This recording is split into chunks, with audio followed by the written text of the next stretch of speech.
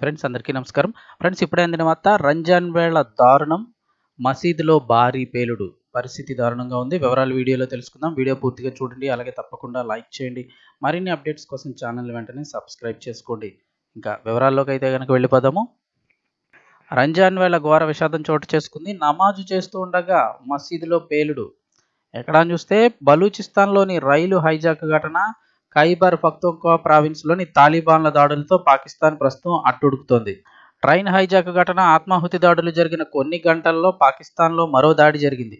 రంజాన్ వేళ వాయువ్య పాకిస్తాన్లో శుక్రవారం నాడు పేలుడు సంభవించింది.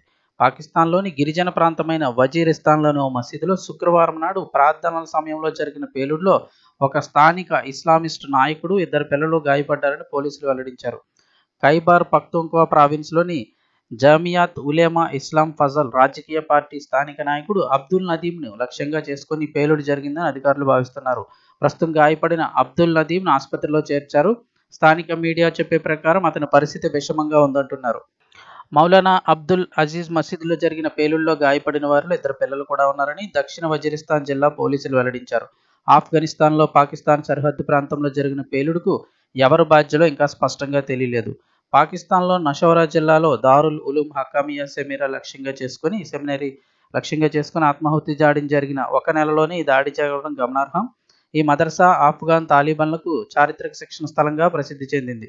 ఈ ఆత్మాహుతి దాడిలో జేయుఐడిఎస్ నాయకుడు మౌలానా హమీదుల్ హక్కానీతో పాటు 5 మరణించగా 15 మంది గాయపడ్డారు.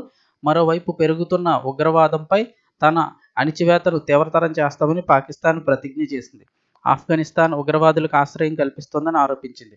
పాలక ఆఫ్ఘాన్ తాలిబాన్ సర్కార్ ఈ వాదననైతే తిరస్కరించింది.